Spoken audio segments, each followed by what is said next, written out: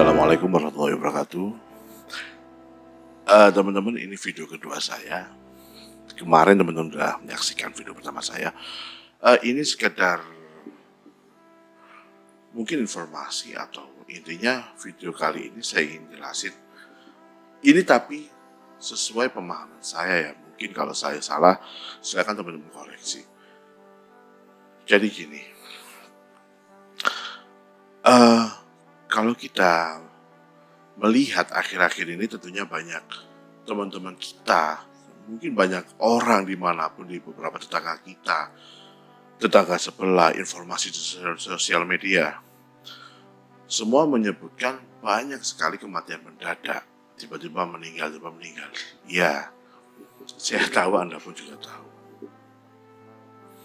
Nah, terlepas dari itu semua, ini terlepas dari takdir yang sudah Allah tentukan, memang ini mungkin cobaan bagi kita semua.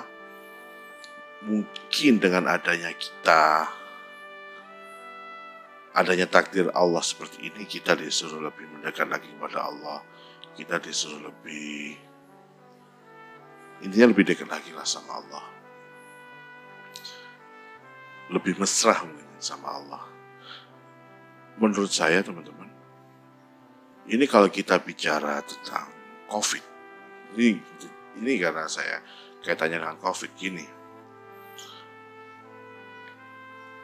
Ayah saya kan meninggal karena COVID, dan kemungkinan besar saya terpapar sebelum nanti saya swab di hari ketiga, keempat atau ketujuh nanti saya swab. Kalau memang saya positif, ya udah saya positif. Saya akan melanjutkan isolasi mandiri saya sampai benar-benar saya negatif. Nah, kemarin saya kan masuk tol, saya kan terpapar. Dari rumah sakit berjalan pulang sampai ke rumah di Sukorejo, dari Grati saya masuk tol. Di rumah sakit kebetulan tol, jadi saya masuk tol itu sampai ke, nah pas waktu saya masuk tol, saya butuh minum dong. Saya juga butuh minum, saya juga butuh kartu tol, karena kebetulan waktu kartu tol saya habis. Saya masuk ke rest area. Meskipun saya cuci tangan di depan minimarketnya, tapi baju saya masih pakai baju yang sama ketika menunggu ayah saya gitu. Meskipun malamnya itu saya ganti baju, mandi ganti baju. Nah, maksud saya, kenapa banyak kematian? Kalau kita bicara tentang COVID, mohon maaf kalau saya salah, mohon dibenarkan, mohon diluruskan. Menurut saya, ketika saya terpapar dan saya ke minimarket beli etol, beli minum, itu bisa jadi secara gak langsung menularkan ke karyawan minimarket kalau mereka gak menjaga jarak dari saya. Kalau saya, apa mas? Mari. Gue bukan juga nulur kayu bangka lulu. Nah, mungkin bisa jadi saya menularkan. Beneran, mungkin saya kalau saya nggak ada jarak, kemudian saya nggak pakai, tapi saya pakai masker, tetap pakai masker, maksudnya cuci tangan. Tapi orang-orang yang belakang saya nggak pakai masker, ada yang nggak cuci tangan, ada kasir yang nggak pakai masker. Padahal standarnya kasir itu harus pakai masker, meskipun ada penghalang plastik itu. Tapi ketika saya ngasihkan duit itu, ngasih duit cash kan, duit itu habis saya pegang. Nah, kalau imun mereka yang deket-deket saya tadi nggak kuat, saya yakin mereka akan, ya bukan mendahului ya, mungkin akan terpapar juga. Dan kalau imun mereka nggak kuat, ya akan terjadi seperti kondisi yang ayah saya rasakan, seperti paru-parunya dipenuhi lendir.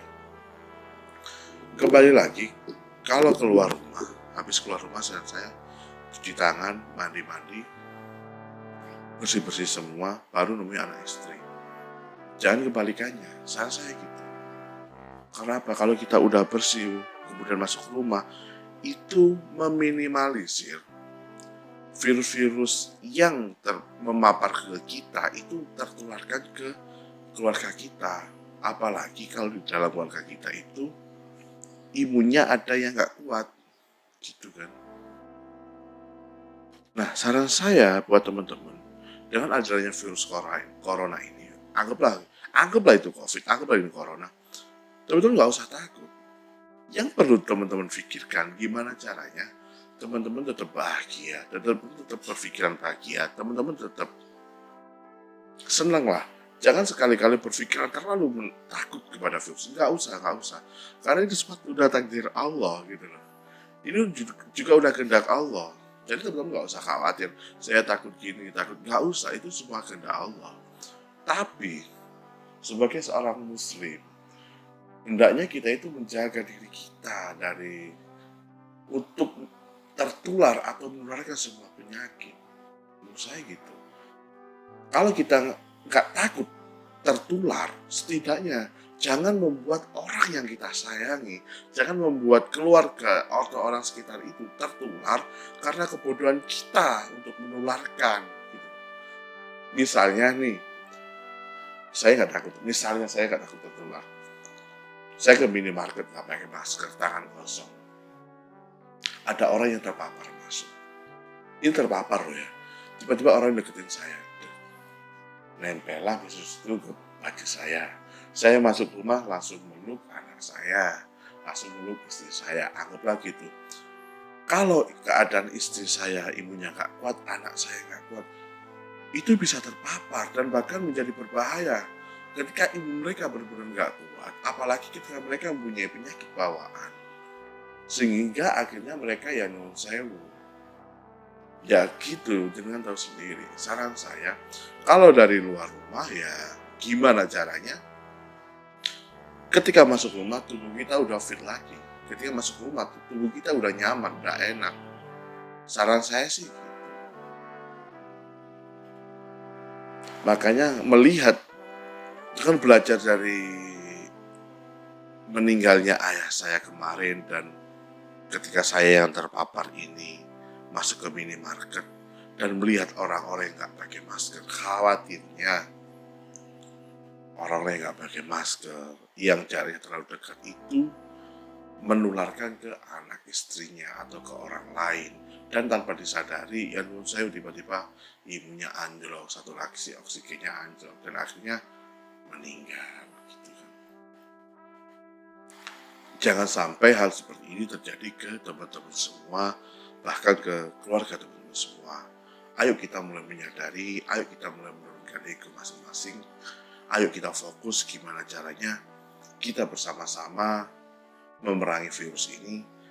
Oke lah, mungkin untuk teman-teman UMKM, PPKM ini sangat berat. Karena kita teman-teman benar-benar dibatasi, nggak bisa jualan di jam segini, nggak bisa masuk ke tempat kerja dan lain-lain. It's okay, nggak apa-apa. Kalau kita kompak semua selama 14 hari, insya Allah kita percaya, insya Allah nyari duit emang nggak segampang yang kita bicarakan, tapi percayalah, nyawa itu yang diutamakan. Kalau kita nggak punya nyawa, kita nggak bisa nyari duit. Kalau kita nggak ada nyawa, kita nggak bisa menyenangkan, membahagiakan orang yang kita sayangi. Itu kalau kita nggak ada nyawa, oke lah kita nggak ada nyawa. Tapi gimana kalau gara-gara kebodohan kita, gara-gara keegoan kita justru menularkan ke orang-orang yang kita sayangi. Betapa nyeselnya kita nanti, betapa sakitnya kita nanti, dan itu akan terus kita bawa terngiang-ngiang sampai kita mati nanti. Itu teman-teman. Ayolah kita turunkan ego kita patuhi protokol pemerintah, kita pakai masker, pakai hand sanitizer. Meskipun mungkin beberapa teman berpendapat bahwa penyakit COVID ini hanya sekedar isu atau